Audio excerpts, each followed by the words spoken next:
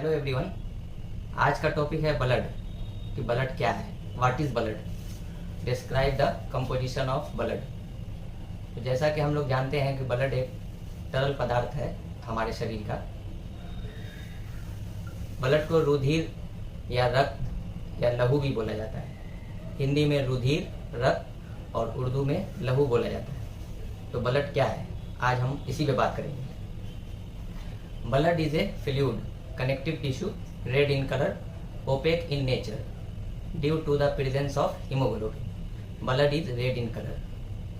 ये जो मैं अंग्रेजी में डेफिनेशन आपको बता रहा हूँ, इसका मतलब हुआ कि ब्लड एक तरल संयोजी उत्तक है।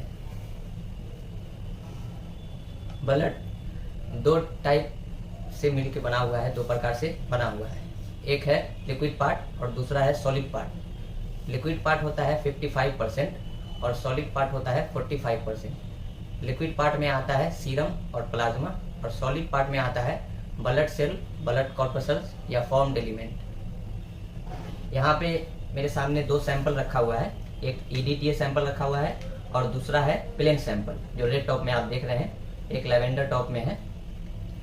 तो इन दोनों में देखिए क्या फर्क है। एक है जो कोआगुलेटेड लिक्विड पार्ट ऑफ ब्लड है और दूसरा है अनकोआगुलेटेड पार्ट ऑफ ब्लड। एक EDTA वाला जो है, इसमें जो आप देख रहे हैं ये लिक्विड पार्ट ऊपर का जो पेल येलो या स्ट्रॉ कलर का आपको दिख रहा है, ये प्लाज्मा कहलाता है। ये अनकोआगुलेटेड लिक्विड पार्ट ऑफ ब्लड है। और दूसरा है प्लेन में जो आप देख रहे हैं, ये सीरम है। ये है clotted liquid part of blood या कोआगुलेटेड लिक्विड पार्ट ऑफ ब्लड। अब सीरम और प्लाज्मा में क्या डिफरेंस है और डिफिनेशन क्या है ये बताते हैं आपको।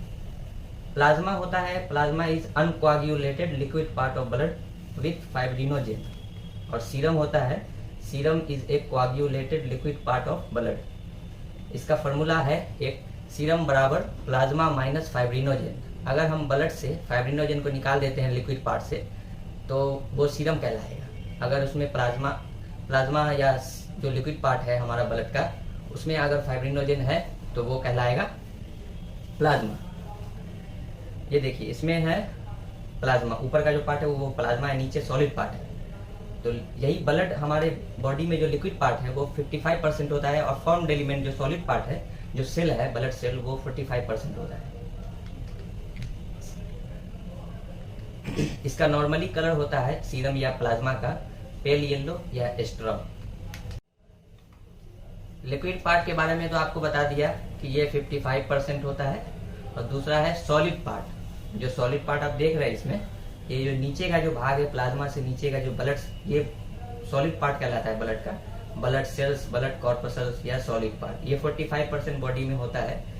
तो ये सॉलिड पार्ट में आता है हम लोगों का ब्लड सेल्स, यानी कि WBC, RBC, प्लेटलेट। WBC का मेडिकल नेम या साइंटिफिक नेम होता है ल्यूकोसाइट, RBC का मेडिकल नेम एरिथ्रोसाइट और प्लेटलेट्स का थ्रोम्बोसाइट। WBC को दो कैटेगरी में बांटा गया है। एक कैटेगरी है ग्रैनुलोसाइट और दूसरा कैटेगरी है ए ग्रैनुलोसाइट। ग्रैनुलोसाइट का मतलब होता है ऐसा सेल जिसमें ग्रैनुल्स पाया जाए, उसे ग्रैनुलोसाइट कहा जाता है। दूसरा है ए ग्रैनुलोसाइट। ए ग्रैनुलोसाइट का मतलब है जिस सेल में ग्रैनुल्स नहीं होगा वो ए ग्रैनुलोसाइट कहलाएगा। ग्रैनुलोसाइट में 3 सेल आता है। एक होता है न्यूट्रोफिल, इस्नोफिल और बेसोफिल। ये 3 सेल हम लोगों का ग्रैनुलोसाइट में आता है। एक न्यूट्रोफिल, इस्नोफिल और तीसरा बेसोफिल।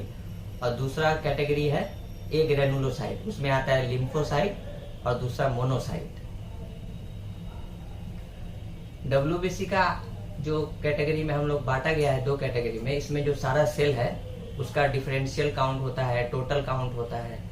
फिर ये CBC में एक पैरामीटर है बाजाप्ते, हीमोग्लोबिन से लेके पूरा RBC count, platelet count, DLC, TLC, सारा चीज इसमें जितना भी डिटेल है वो आपको आगे डिस्कस करेंगे हम लोग। टोटल वॉल्यूम ऑफ ब्लड एक ह्यूमन बॉडी में कितना होता है?